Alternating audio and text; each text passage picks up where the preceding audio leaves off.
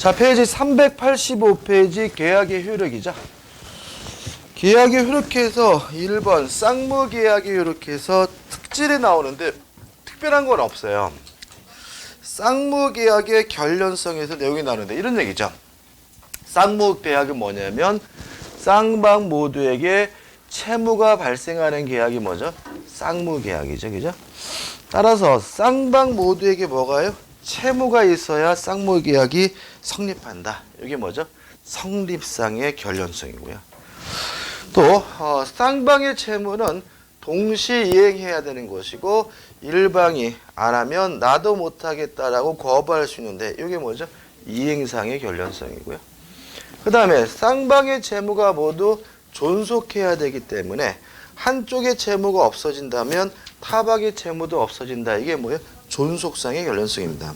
그래서 말이 복잡하지만 실제로 우리가 기억할 것은 쌍무계약이란 쌍방 모두에게 채무가 있어야 성립하는 계약이 뭐죠? 쌍무계약이다. 이게 전부고요.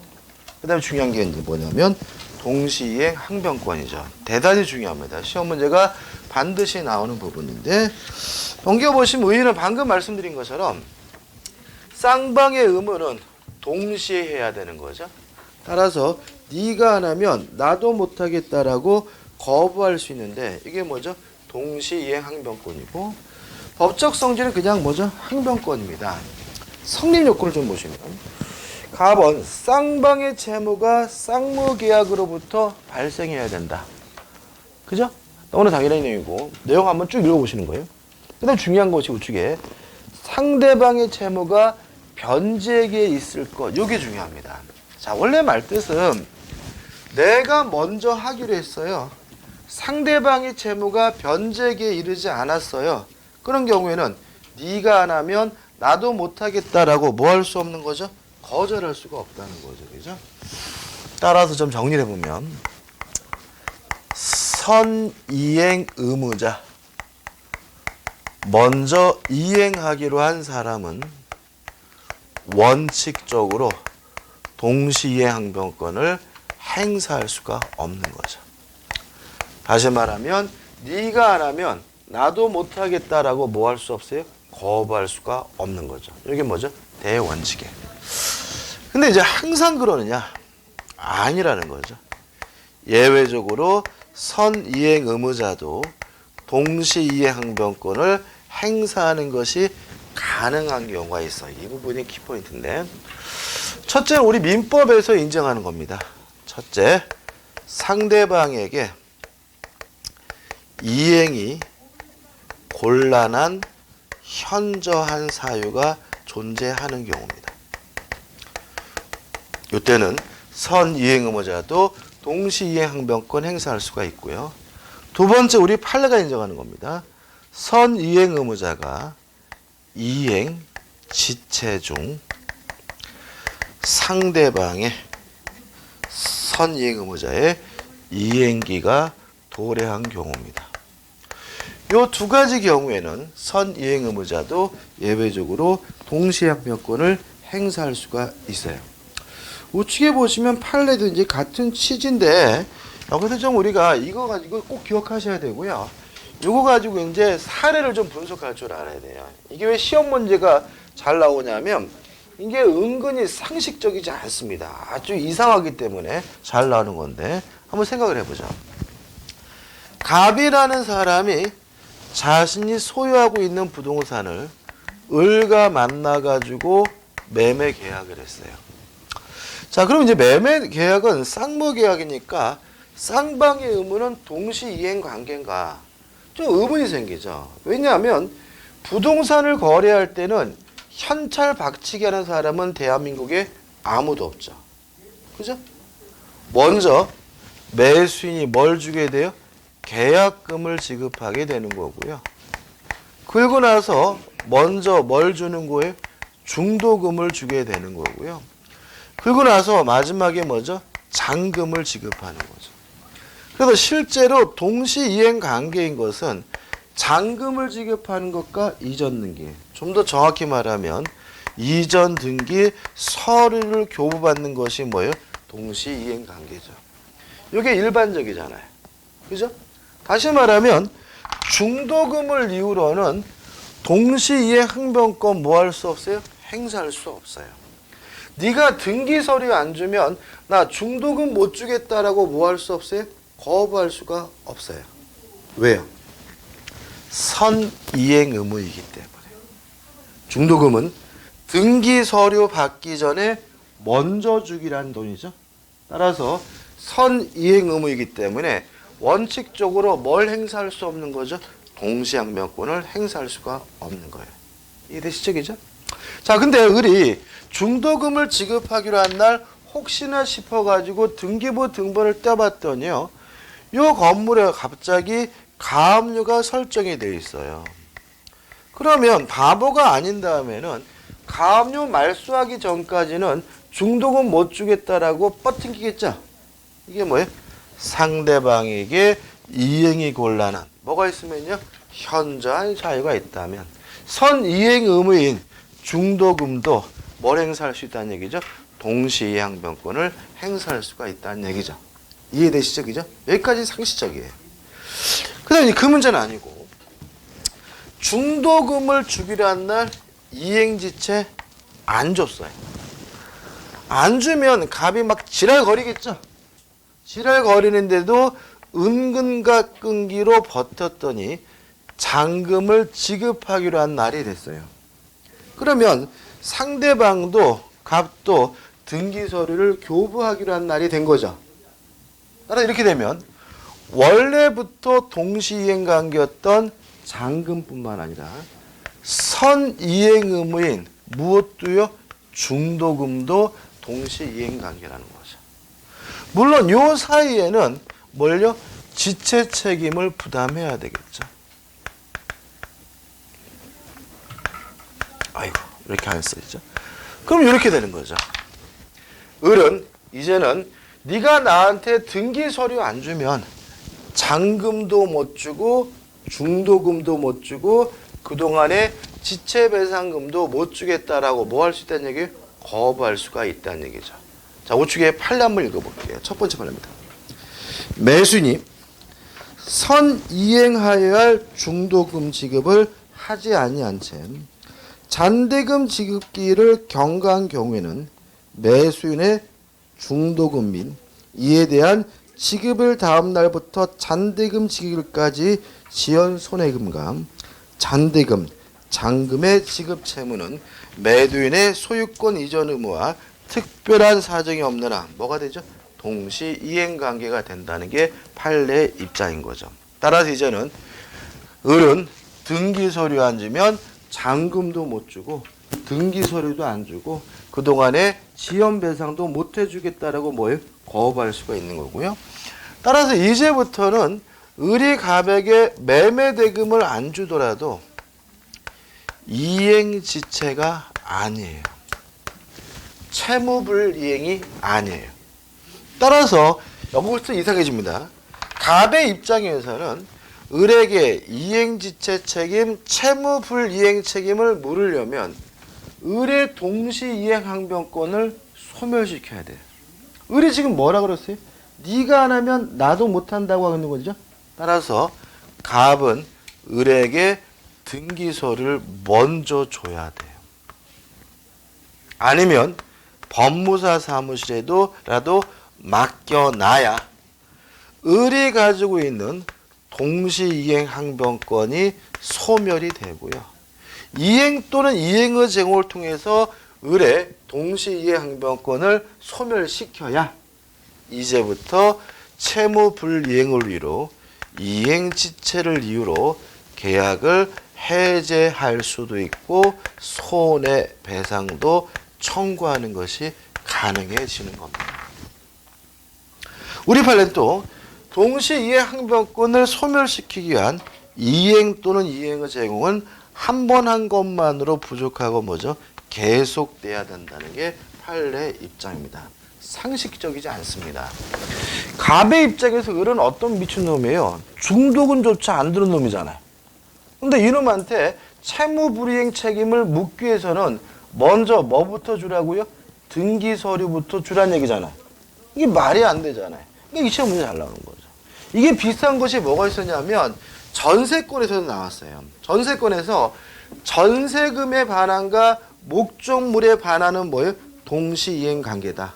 따라서 전세권자가 전세금을 못 받았다는 이유로 경매를 신청하려면 먼저 뭐부터 해야 된다고요? 집부터 비워줘야 한다. 그죠? 이거랑 똑같은 문제인 거예요. 그래서 동시이행 항변권이 인정되기 때문에 상대방의 동시이행 항변권을 뭐 하기 위해서요? 소멸시키기 위해서 먼저 이행 또는 이행을 제공을 해야 상대방의 채무 불이행 책임 물을 수 있다는 거 꼭 반드시 뭐 하셔야 돼요? 이해하셔야 되고요. 나중에 실무에서도 조심해야 될 부분인 거죠. 끝입니다. 그래서 교재 보시면 박스 밑에 답은 상대방이 채무 이행 또는 그 제공을 하지 않고서 이행을 청구할 것. 지는 안 하면서 어떻게 해요? 이행을 청구할 것. 따라서 동시이행 항변권을 소멸시키기 위해선 뭐가 필요한 거죠? 이행 또는 이행의 제공이 필요한 거고요. 어떻게 된다고요? 계속돼야 된다는 것도 좀 기억해 두시기 바라고. 그 다음에 넘겨보시면 라번에서 이제 뭐가 나오죠? 동시이행 항변권이 인정되는 경우가 나오고 있습니다. 교재 보시면 한 6가지 정도 정리되어 있고 또 무엇도 나오죠? 판례도 나오기 때문에 좀 이걸 좀 요약할 필요가 있어요. 줄일 필요가 있는데 이렇게 정리하시면 문제 풀 때 편합니다. 지금 뭘 정리할 거냐면 언제 동시이행 항변권이 인정이 되느냐 이 문제인데 가장 머리에 잊지 말아야 될 것은 핵심적인 것은 뭐냐면 쌍무계약이에요.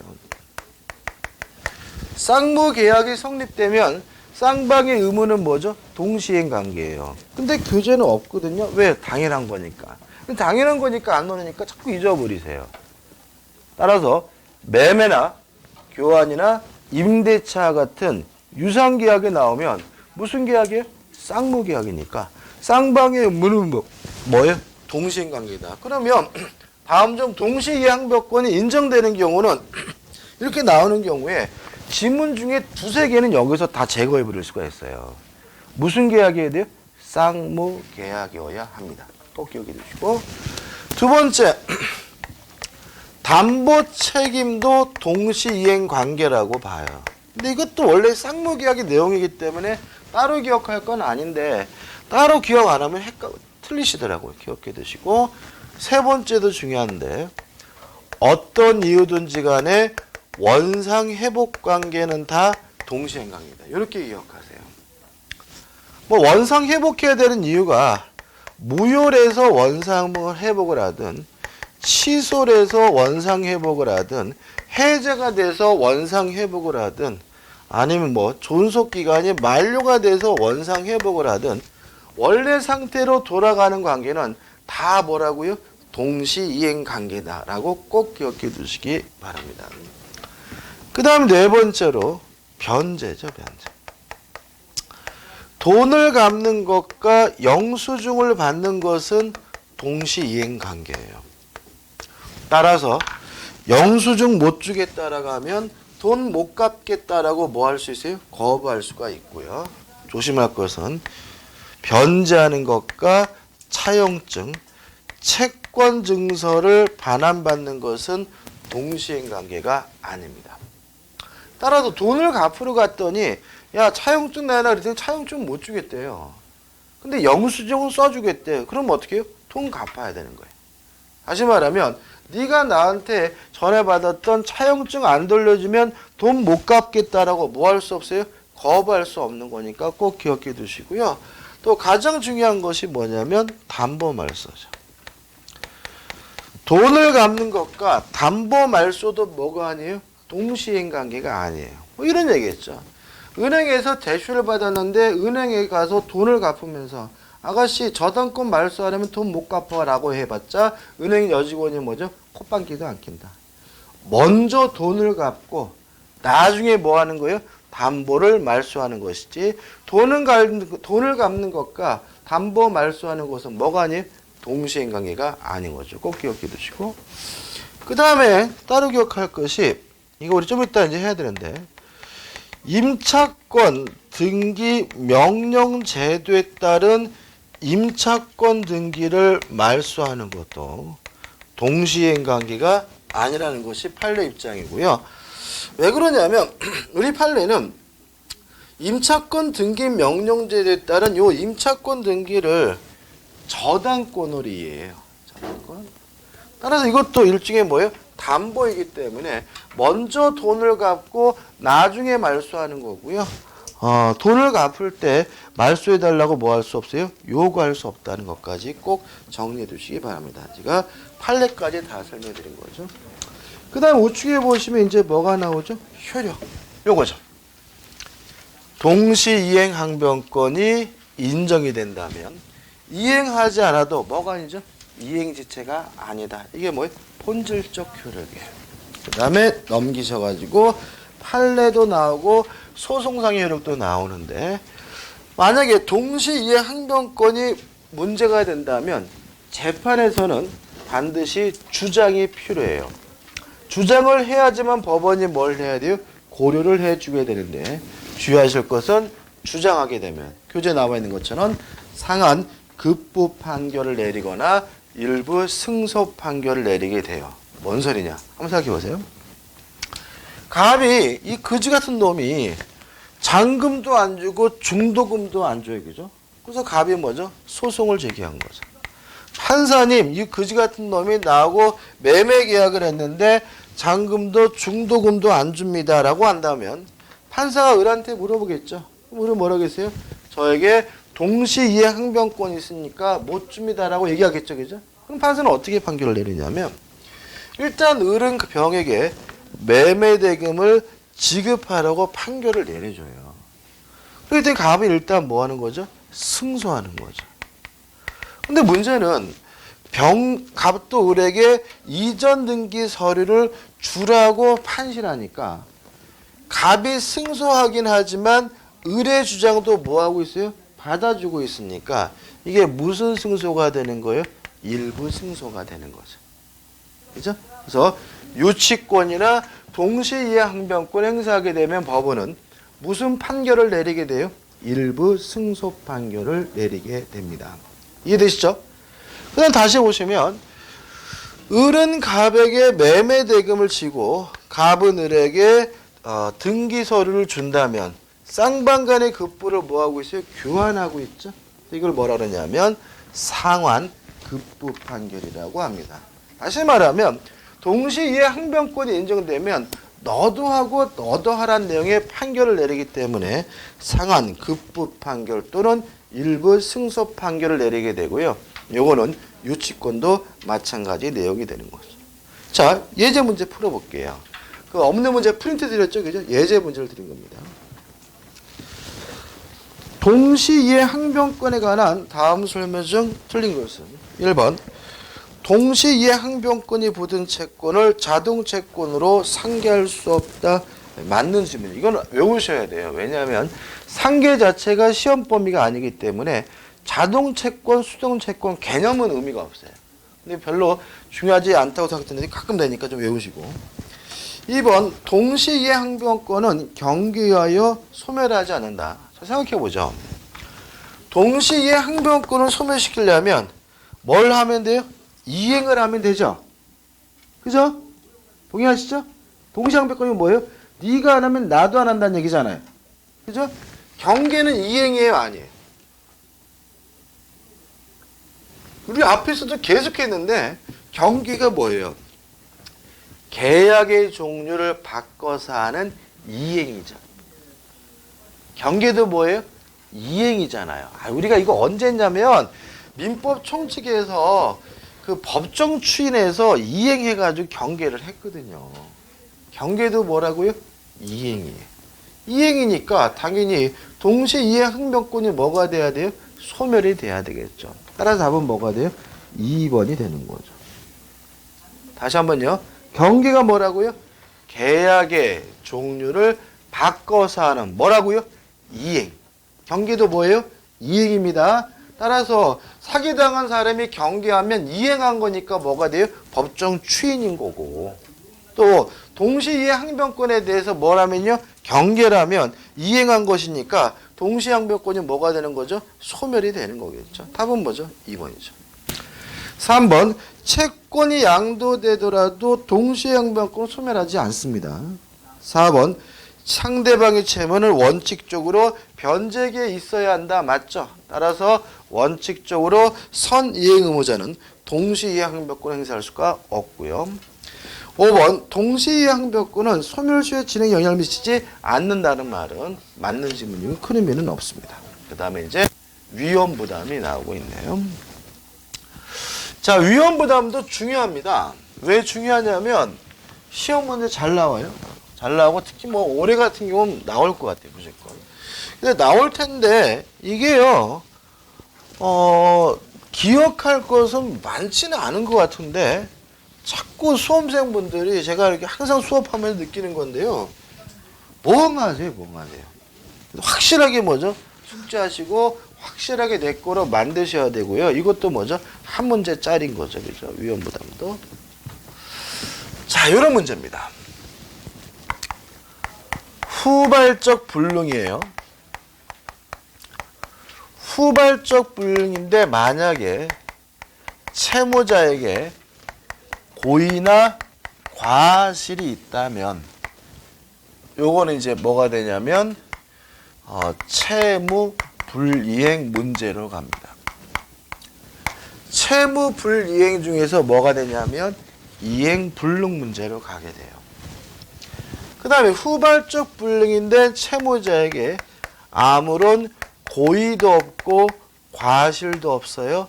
이게 뭐냐면 우리가 지금 보려고 하는 위험부담 문제가 됩니다. 따라서 위험부담이다. 후발적 불능이고 채무자에게 아무런 고의과실이 없을 때 누가 책임을 부담하느냐 문제가 뭐예요? 위험부담 문제입니다. 결론부터 말씀드리면 원칙 채무자가 부담합니다. 예외적으로 채권자가 부담하는 경우도 있어요. 언제 예외적으로 채권자가 그 위험을 부담하게 되냐면요. 첫째, 채무자에게는 아무런 고의과실이 없지만 채권자에게 고의나 과실이 있다면 위험은 채권자가 부담합니다. 두 번째, 채권자가 수령지체 중에 후발적 불능이 됐다면 그때도 위험은 누가 부담하냐면 채권자가 부담합니다. 일단 기억해야 될 게 이게 전부예요. 원칙 채무자가 부담한다. 다만 채권자에게 고의나 과실이 있거나 채권자가 수령지체 중인 경우에는 누가요? 채권자가 그 위험을 부담한다. 그 다음에 이제 두 가지를 해결해야 되는데 채권자, 채무자가 누구인지를 판단해 봐야 되고요. 부담한다는 말이 뭔지를 좀 생각해 봐야 돼요. 그죠? 자, 한번 생각해 보자. 갑이라는 사람이 A라는 건물을 가지고 있는데 을과 만나가지고 매매 계약을 했어요. 매매 계약할 때는 건물이 멀쩡히 있었는데 계약을 한 후에 예를 들어서 지진이 나가지고 건물이 없어지면 후발적 불능이고 지진, 채무자에게 뭐가요? 아무런 고의과실이 없는 거죠. 동의하시죠? 이제? 여기서 우리가 갑을 뭐라 그래요? 매도인. 을을 뭐라 그러죠? 매수인이죠. 자, 첫 번째 누가 채권자고 채무자인지를 정해야 돼요. 왜 그러냐면 매매 계약은 쌍무 계약이니까 쌍방 모두에게 뭐가 있어요? 채무가 있죠. 쌍방 모두가 채권자이기도 하고 채무자이기도 한 거죠. 그죠? 동의하시죠? 그죠? 그럼 여기서 무엇을 기준으로 하는지가 중요한데 후발적 불능이 된 요 건물을 기준으로 해서 가지고 채권자 채무자를 따지는 거죠. 돈을 가지고 채권자 채무자를 따지는 것이 아님을 주의하시기 바랍니다. 뭘 가지고? 건물을. 그럼 이제 채무자는 건물을 기준으로 하니까 매도인이 채무자인 거고요. 채권자는 매수인이 채권을 한 거죠. 그다음 이제 부담한다는 말이 뭐냐? 첫째, 지금 지진 나가지고 건물이 없어지면 갑은 건물 못 주죠? 그죠? 을은 갑에게 돈 주겠습니까? 안 주겠죠? 왜요? 건물이 없으니까. 따라서 결국은 쌍방 모두 이행하질 않아요. 그럼 결과적으로 지진 때문에 피해보는 사람은 누군 거예요? 매도인 채무자인 거죠. 그래서 원칙적으로 위험은 채무자가 부담한다는 말은 결국 무슨 뜻인 거예요? 쌍방 모두 이행할 필요가 없다라는 뜻인 거예요. 됐죠? 자, 그럼 생각해 보자고요. 을이 갑에게 지진 나기 전에 2억을 줬어요. 그러면 이행한 것이 혹시 있다면 그것은 부당이득으로서 뭘 받아야 되겠어요? 반환을 받아야 되겠죠? 그죠?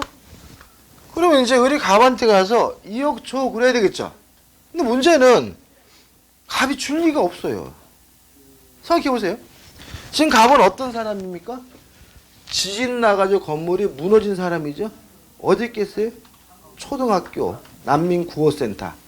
그런 데가 있을 거 아니에요, 그죠? 그런 데 가가지고 아저씨 지금 지진 나서 건물 없어졌으니까 2억 돌려주세요 하면 이 갑이 폭이나 주겠습니까? 갑이 이 미친놈아 지금 우리 남편이 지금 땅에 묻혀가지고 죽었는지 살았는지도 모르겠는데 네가 사람이면 그딴 소리 하지 마. 벙벙 뜨겠죠, 그죠?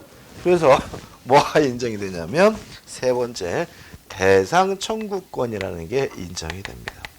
대상 청구권이라는 건 뭐예요? 대신 받는다는 얘기잖아요, 그죠?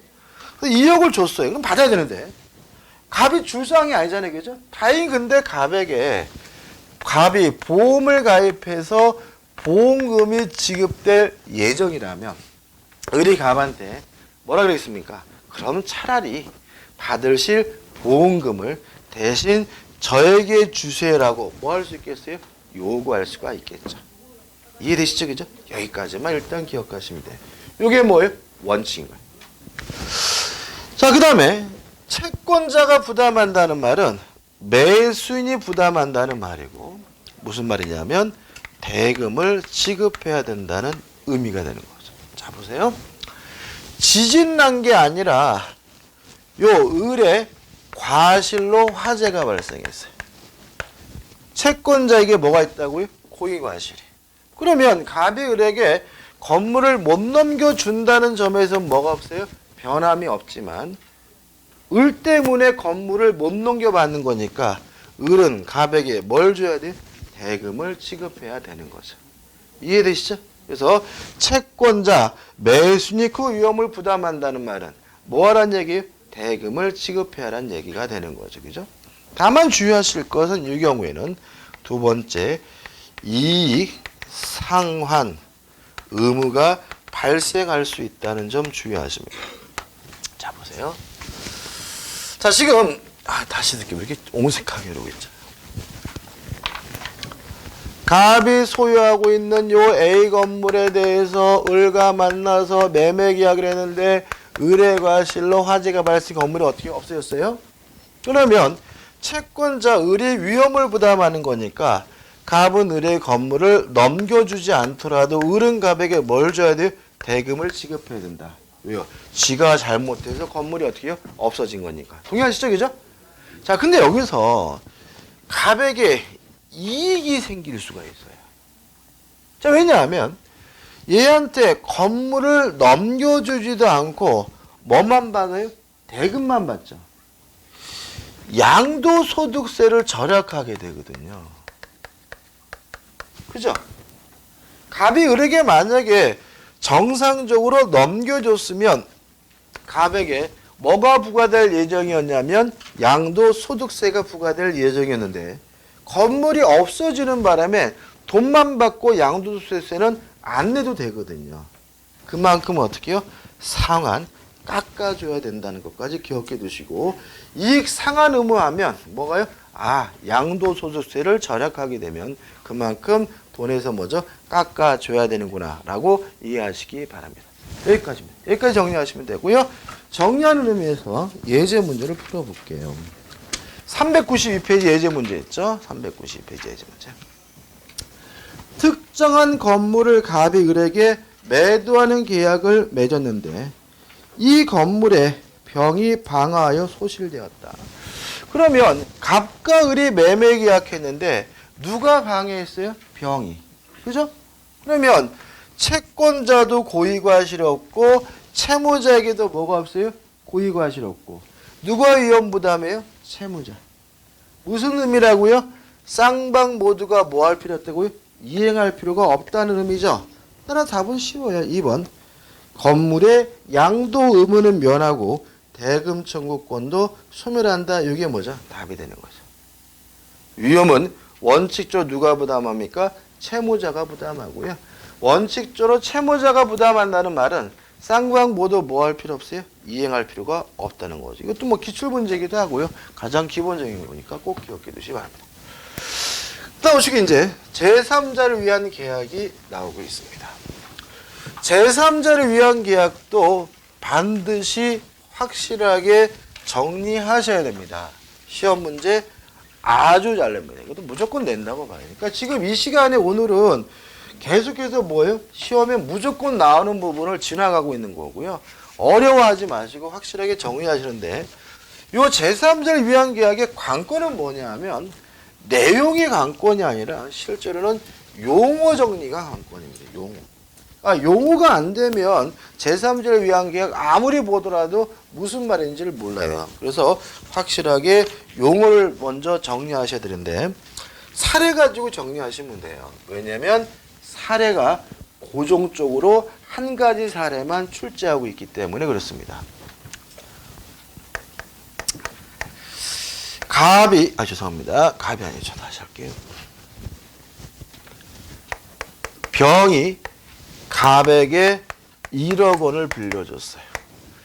1억을 받을 돈이 있는 채권자인 거죠. 자, 근데 갑이 돈을 갚아야 되는데 갚을 돈이 없어요. 그래서 고민하다가 자신이 소유하고 있는 요 아파트를 을과 만나가지고 매매 계약을 하면서 요 아파트 매매 대금을 병에게 직접 지급하기로 계약을 했어요. 이게 전형적인 제3자를 위한 계약이고요. 시험 문제도 요 사례만 출제되고 있습니다. 그래서 요 한 가지만 정확하게 분석할 줄 알면 돼요. 일단 용어입니다. 여기서 갑을 뭐라 그러냐면 요약자라고 해요. 대금을 지급해야 될 채무자인 을을 낙약자라고 하고요. 요 병을 수익자 또는 뭐죠? 제3자라고 합니다. 그래서 누가 요약자고 누가 낙약자고 누가 수익자인지를 정확하게 좀 기억해 두셨으면 좋겠고요. 갑을 병도 바꾸지 않고 그대로 출제하고 있으니까 가장 간편하게 기억하려면 어떻게? 갑이 요약자, 을이 낙약자, 병이 뭐죠? 수익자. 이렇게 기억해도 돼요. 그 다음에 을과 병의 관계, 수익관계라고 합니다. 갑과 을과의 관계, 이걸 보상관계라고 합니다.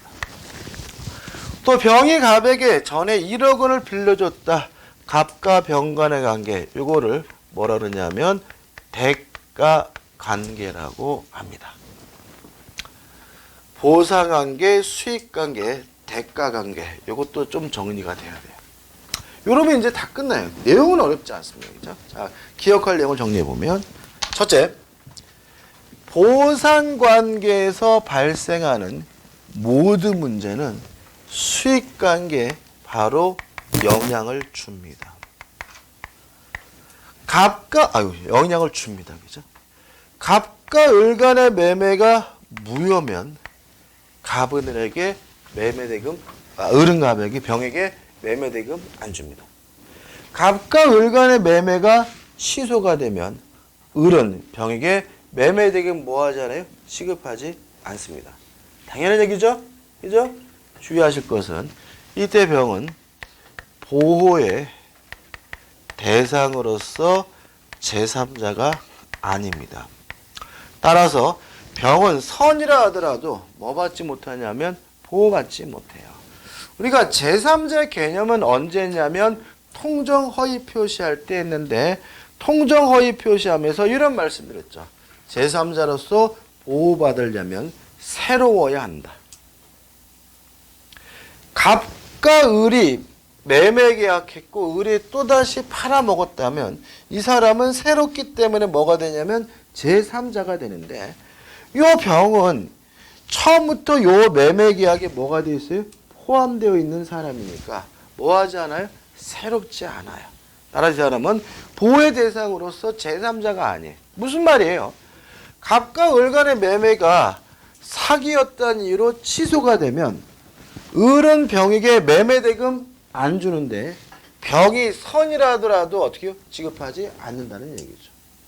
갑과 을 간의 매매가 통정허위 표시여서 무효면 을은 병에게 매매대금을 지급하지 않는데 병이 뭐라 하더라도요? 선이라 하더라도 대금을 지급하지 않는 거죠. 왜냐하면 병은 보호의 대상으로서 뭐가 아니기 때문에 제3자가 아니기 때문에. 그죠? 그 다음에 대가관계는 수익관계에 아무런 영향을 미치지 않습니다. 병이 전에 갑에게 빌려준 1억이 무효래요. 그래도 을은 그냥 계약 내용대로 병한테 매매대금 지급하면 되는 거예요. 갑이 병에게 이미 1억 원을 갚았대요. 그래도 을은 신경 쓸 필요 없이 그냥 계약 내용대로 병한테 매매대금 지급하면 되는 거예요. 왜냐하면 대가관계는 수익관계에 아무런 영향을 미치지 않습니다. 됐죠? 그 다음 내용은 교재 보시면 좀 복잡하게 나와 있는데 기억할 건 많지 않아요. 이렇게만 기억하죠. 병이 내가 돈을 직접 받겠다라는 수익의 의사표시를 했다면 이제 병은 을에게 직접 이행을 청구하는 것이 가능합니다. 또 을이 병에게 제때 돈을 지급하지 않았다면 손해배상을 청구하는 것도 가능합니다. 다만 주의하실 것은 병은 매매계약의 당사자가 아니죠. 얘는 아주 좀 특이한 놈이죠. 그죠? 제3자도 아니고 뭣도 아니에요? 당사자도 아니지. 따라서 병 스스로가 갑과 을 간의 매매계약을 해제하거나 취소할 수는 없는 거예요. 왜요? 병은 매매계약의 당사자가 아니니까요. 또 만약에 이 매매가 무효면 원상 회복해야 된다면 당사자인 갑과 을이 할 문제인 거예요. 누가 원상 회복할 문제는 아니에요. 병이 할 문제는 아니죠. 왜요? 병은 계약에 뭐가 아니에요? 당사자가 아니니까요. 나왔죠? 근데 마지막으로 병이 내가 그 돈을 직접 받겠다라는 수익의 의사표시를 한 후에는 이제 갑과 을은 더 이상 임의적으로 계약의 내용을 변경시킬 수도 없고 소멸시킬 수도 없다는 것까지 기억해 두시면 돼요. 이게 전부예요. 그래서 실제로 교재 보시면 좀 양이 많긴 하지만 실제로 기억할 것은 뭐예요? 이게 전부고요. 제가 설명드린 것만 정확하게 기억하시 이해하신다면 어떤 식의 문제도 다 풀 수가 있어요. 이것도 정리하는 의미에서 대표 예제를 풀어봐야죠. 397페이지입니다. 397 보시면 A가 자기의 점포를 B에게 양도하고 B가 그 대금을 C에게 지급하기로 하는 계약이 A, B 간에 체결되었다. 다음 설명 중 타당한 것은. 그럼 달라진 것이 갑을병이 아니라 뭐로 바뀌었어요? A, B, C로 바뀌었죠. 1번 A, B 간에 체결된 계약이 B의 착오에 기인한 것이고 취소 요건이 충족된 경우 B는 A에 대하여 취소하지 않고도 C에게 대금 지급을 거절할 수 있다. X죠. 설명할 필요도 없죠. 그죠? 취소란 건 뭐예요? 유효한 것을 소급적으로 무효화시키는 게 취소니까 취소하지 않았다면 뭐예요? 유효한 거고 취소하지 않았다면 뭐죠? 대금을 지급해야 되겠죠. 2번 C가 설립 중인 법인인 경우에는 계약은 유효하게 성립하지 않는다. X. 이걸요 이렇게 기억할까요? 수익자는 현존할 필요가 없다. 이거죠. 다시 말하면 수익자가 꼭 뭐 해야 되는 건 아니에요? 현존해야 되는 건 아니에요. 예를 들어 가지고 우리가 제3자를 위한 계약이 가장 대표적인 것이 뭐냐면 또 뭐가 있냐면 보험 계약이 있어요. 갑이 보험회사와 생명보험 계약을 하면 나중에 갑이 뒤지면 누가 돈 받아요? 유가족이 돈을 받죠. 그죠? 따라서 보험계약도 대표적인 뭐가 돼요? 제3자를 위한 계약인데 교육보험 같은 거 생각해 보시면 아이가 태어나기 전에도 보험 가입할 수 있죠. 다시 말하면 수익자가 태어나기 전 현존하지 않아도 제3자를 위한 계약은 뭐죠? 가능한 거고요. 자연인뿐 아니라 법인도 아직 존재하지 않더라도 제3자를 위한 계약이 될 수가 있기 때문에 이번은 뭐죠? 맞는 질문이죠. 3번 C가 수익의 의사표시를 한 후에 B의 채무불이행이 있으면 C는 손해배상을 청구할 수 있다. 이게 맞죠? C가 수익의 의사표시를 했다면 직접 이행 청구할 수도 있고 무엇도요? 손해배상을 청구하는 것도 가는 거니까 옳은 것은 뭐죠? 3번이 되죠. 4번 C가 대금의 지급을 받는다는 의사표시를 한 후에도 A, B는 계약의 내용을 변경하거나 소멸시킬 수 있다. X죠. 이거죠. 수익의 의사표시를 한 후에는 이제 갑과 을은 임의적으로 계약의 내용을 변경시킬 수도 없고 뭐 할 수도 없어요? 소멸시킬 수도 없죠. 5번 C는 A, B 간의 계약이 자계약에 불리하면 그 계약을 해지할 수 있다. X죠. C, 병은 당사자가 아니기 때문에 해지할 수도 없고 뭐 할 수도 없어요? 취소할 수도 없죠. 따라서 C가 수익자가 직접 해지한다는 것은 뭐죠? X가 되는 거죠. 그 다음 이제 제6절 해가지고 계약의 해제와 해지가 나오고 처음에 뭐가 나오죠? 해제가 나옵니다. 요 해제도요 시험 문제가 반드시 출제가 됩니다. 반드시 출제가 되는데 문제는 양이 많죠, 그죠? 양이 많기 때문에 요것도 어떻게 해요? 간단하게 정리하셔서 정확하게 기억하셔야 돼요. 그러니까 실제로 제가 수업하면서 많이 말씀드리는데 다양하게 많이 한다고 문제를 맞추는 게 아니라 필요한 것만 정확하게 숙지하시면 뭐 할 수 있어요? 문제를 맞출 수 있는 거기 때문에 이 해제 부분도 정확하게 정리하시면 돼요. 그래서 제가 정리해드리는 부분만 정확하게 기억하시고 교재를 한번 어떻게 쭉 한번 읽어보시는 거예요. 뭔가 외우려고 하지 마시고. 자, 지금 우리가 뭐 할 거냐면요. 유효한 것을 소급해서 무효화시키는 걸 공부하려고 해요. 유효한 것을 소급해서 무효화시키는 거를 우리는 뭘 공부했죠? 취소를 공부했죠? 취소이죠. 근데 하나 더 있어요. 이게 뭐냐면 해제인 거예요. 그래서 해제도 유효한 것을 소급적으로 무효화시킨다는 점에서는 같아요. 그럼 뭐가 다르냐? 첫째, 취소와 해제 차이점, 대상이 다릅니다. 취소는 법률 행위에 대해서 합니다. 해제는 계약에 대해서만 할 수가 있습니다. 무슨 말이에요? 단독행위는 해제할 수 없는 거죠. 그죠? 법률행위는 두 가지가 있잖아요. 계약과 단독행위. 그럼 취소의 대상은 법률행위라는 말은 취소는 계약에 대해서도 할 수 있고 뭐에 대해서도요? 단독행위에 대해서도 취소할 수 있다는 거죠. 해제는 뭐만요? 계약만 할 수 있다는 말은 뭐에 대해서는요? 단독행위에 대해서는 해제할 수 없다는 얘기인 거죠. 그 다음에 또 뭐가 다르냐면 사유가 달라요. 취소 사유는 제한 능력자가 법률행위라면 취소할 수 있고요. 착오에 의한 의사표시, 사기, 강박에 의한 의사표시 뭐 할 수 있어요? 취소할 수 있죠.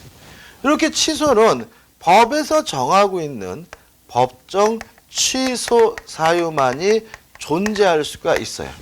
이에 반해서 해제는 법에서 정하고 있는 법정 해제 사유도 있지만 당사자 간의 약정으로 약정 해제 사유를 정할 수 있다는 점에서 차이점이 있어요. 뭔 소리냐? 취소는요, 요 네 가지 사유만으로 할 수 있는 거예요. 합의 취소라는 거 없어요. 약정 취소라는 거 없어요. 이에 반해서 해제는 법에서 정하고 있는 법정 해제 사유뿐만 아니라 당사자 간의 약정으로도 해제 사유를 자유롭게 뭐 할 수 있다는 얘기예요? 정할 수가 있다는 얘기죠. 예를 들어서 제가 아파트를 사려고 하는데 이민 갈까 고민이에요. 그래서 고민이어서 제가 아파트 매도를 제가 사긴 사고 싶은데 이민 갈까 봐 고민인데 그랬더니 그걸 계약서에 넣으세요. 그래서 그 계약서에 어떻게 적었냐면 단 매수인이 해외로 이민 가는 경우에는 본 계약을 취소할 수 있습니다라고 적었다면 계약이 잘못된 거예요. 왜냐하면 취소는 그죠? 취소는 법에서 정하고 있는 네 가지. 어떻게 해야 돼? 해제라고. 단 매수인이 해외로 이민 가는 경우에는 본 계약을 해제할 수 있습니다라고 적었어야 뭐죠? 맞는 거예요. 왜냐하면 해제는 법에서 정하고 있는 법정 해제 사유뿐만 아니라 당사자 간의 약정으로 자유롭게 뭘 정할 수 있어요? 해제 사유를 정할 수가 있는 거니까. 이해되시죠? 그죠? 자, 여기까지는 기본이고 이제 내용입니다. 자, 우리 지금 뭘 공부할 거냐면 요 법정 해제 사유를 공부할 거예요. 자, 민법에서 법률로 규정하고 있는 해제 사유가 뭐냐면요. 채무 불이행이에요. 채무 불이행이 있으면 계약을 뭐 할 수 있어요? 해제할 수가 있어요. 자, 근데 여기서 좀 먼저 사전적으로 좀 생각해 봐야 될 것은 뭐냐면 채무 불이행 상태 빠뜨리기 위해서 이행 또는 이행 제공이 필요하다는 거 먼저 기억해 두셔야 되겠죠. 왜요? 상대방에게 뭐가 있으면요? 동시 이행 항변권이 있으면 그 사람이 이행하지 않더라도 뭐가 아니에요? 채무불이행이 아니잖아요. 그죠? 따라서 지금 우리 뭘 공부하려고 하는 거예요? 채무불이행. 그죠? 그러니까는 상대방이 가지고 있는 뭘 소멸시켜야 되는 거예요? 동시 이행 항변권을 소멸시키기 위해서 먼저 뭐가 필요한 거죠? 이행 또는 이행의 제공이 필요한 거죠. 아까도 말씀을 드렸어요. 그렇죠? 자, 내용을 봅니다. 채무 불이행이요. 여러 가지가 있어요. 첫째, 할 수 있는데 안 하는 거. 이걸 우리가 이행지체라고 하고요. 이행지체는 원칙적으로 상당한 기간을 정하여 이행을 최고하고요. 그래도 이행하지 않아야 비로소 계약을 해제할 수가 있죠. 물론 이행 또는 이행의 제공은 항상 까고 있는 겁니다. 그죠? 그러면 항상 최고를 해야 되느냐? 아닙니다. 예외적으로 최고 없이 바로 계약을 해제하는 것이 가능한 경우가 있는데 작년도 시험 문제 답이 여기서 나왔습니다. 첫째, 상대방이 불이행의 의사를 표시한 경우죠. 요때는 최고 없이 바로 계약을 뭐 할 수 있어요? 해제할 수가 있어요. 주의할 점이 두 가지인데, 자, 이런 얘기입니다. 3월 20날 하기로 했거든요. 근데 오늘 와가지고 나 안 할래 이렇게 불이행의 의사를 표시했다면 저는 최고 없이 바로 계약을 뭐 할 수 있어요? 해제할 수 있는데 3월 20일까지 기다려야 돼요? 아니면 지금 당장 해제할 수 있는 거예요? 지금 당장 할 수 있겠죠? 왜요? 안 하겠다는 놈 때문에 기다릴 필요는 없죠. 이행기가 도래할 필요가 없죠. 두 번째, 이행 필요가 없는 거죠. 다시 말하면 채무 불이행 상태에 빠뜨리기 위해서 뭐가 필요했어요? 이행 또는 이행의 제공이 필요했는데 이놈이 와가지고 지는 안 하겠대요. 불이행의 의사를 표시한다면 굳이 내 측에서 뭐 할 필요는 없어요? 이행 또는 이행의 제공도 필요 없는 거죠. 따라서 불이행의 의사를 표시한다면 최고 없이 언제요? 지금 당장 해제할 수가 있고요. 뭐가 필요 없습니까? 이행 또는 이행의 제공은 필요 없다는 거 주의하시기 바랍니다. 그 다음에 두 번째로 정해진 기한 내에 해야지만 의미가 있는 정기행위의 경우에도 뭐가 필요 없죠? 최고가 필요가 없습니다. 끝이죠. 두 번째, 이행불능입니다. 할 수 없어서 못하는 거죠. 이행불능은 할 수 없어서 못하는 거니까 최고 없이 바로 계약을 뭐 할 수 있어요? 해지할 수가 있는데 주의하실 것은 이행불능도 이행기가 도래할 필요가 없고요. 이행이 필요가 없다는 거 주의하셔야 되겠죠. 자, 이달 말일까지 이행하기로 했어요. 근데 오늘 불가능하게 됐어요. 그럼 굳이 이달 말일까지 뭐 할 필요 없어요? 기다릴 필요가 없는 거죠. 당장 최고 없이 바로 계약을 뭐 할 수 있는 거예요? 해지할 수가 있는 거고요. 또 불가능하게 됐으니까 굳이 저는 뭐 할 필요 없어요?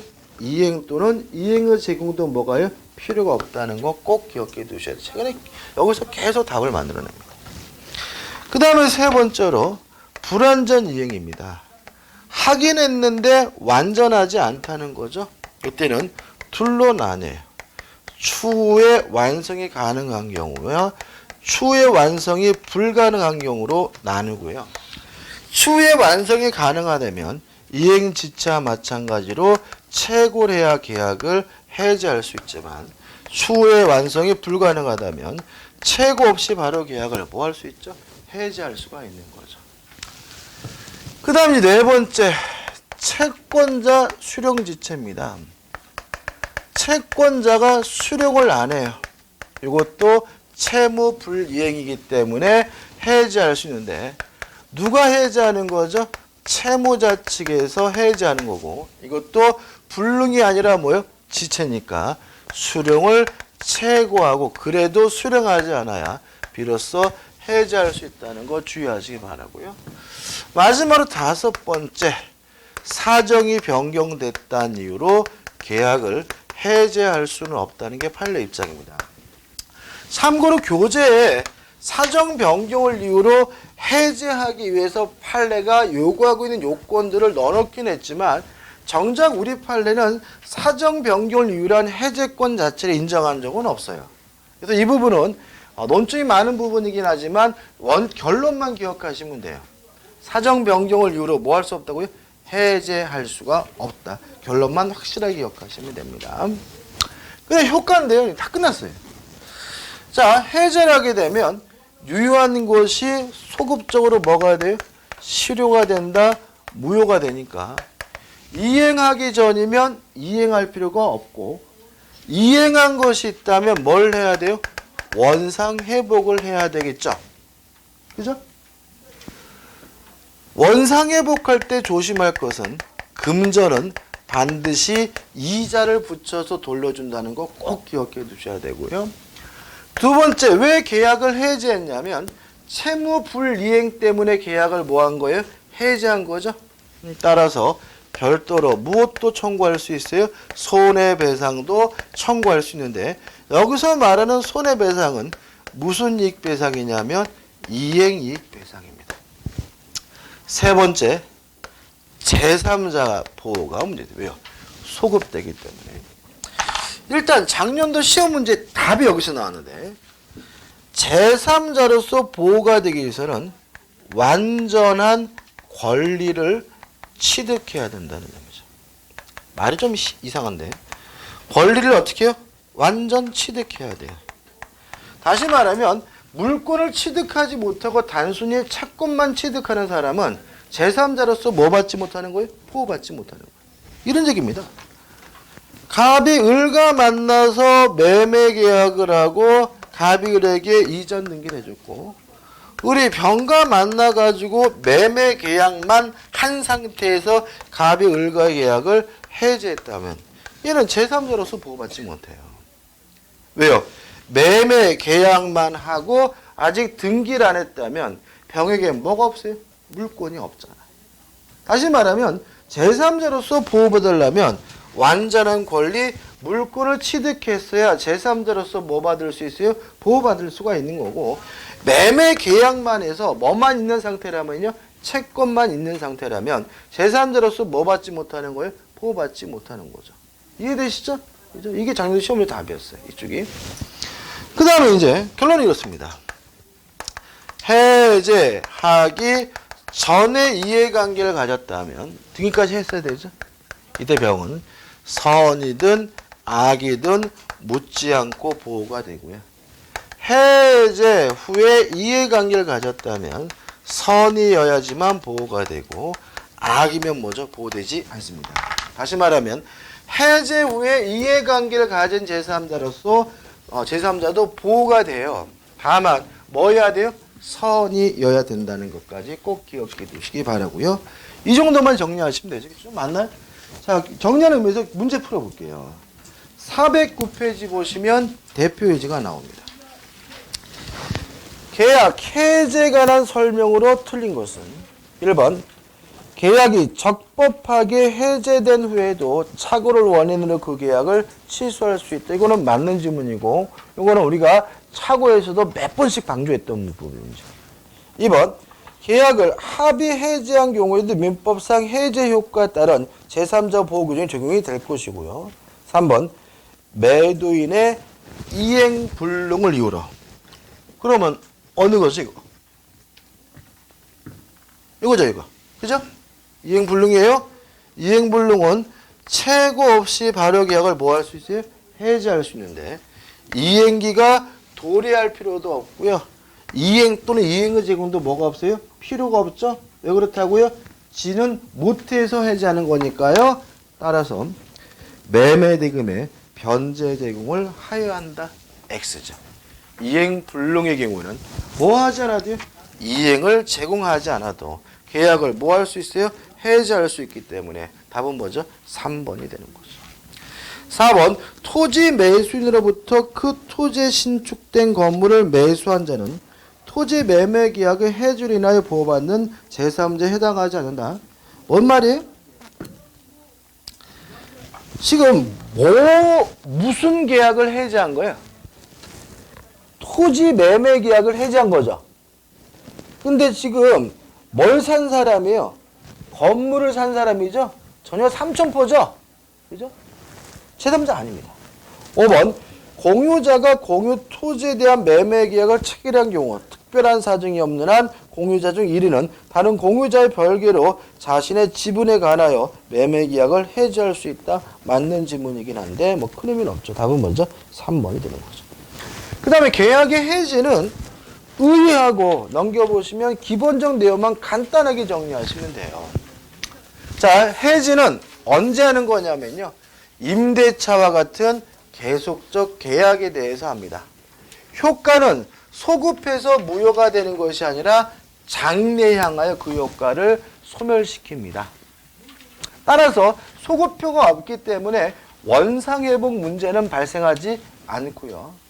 다만 청산 의무가 발생하게 되는데 항상 유의할 점은 뭐냐면 사정 변경입니다. 아까도 말씀드렸다시피 사정 변경을 이유로 계약을 뭐 할 수는 없어요? 해제할 수는 없지만 해지는 가능하다는 거 꼭 기억해 두시기 바랍니다. 이 정도죠. 좀 쉬었다가 이제 계약각직 매매로 들어가도록 하겠습니다.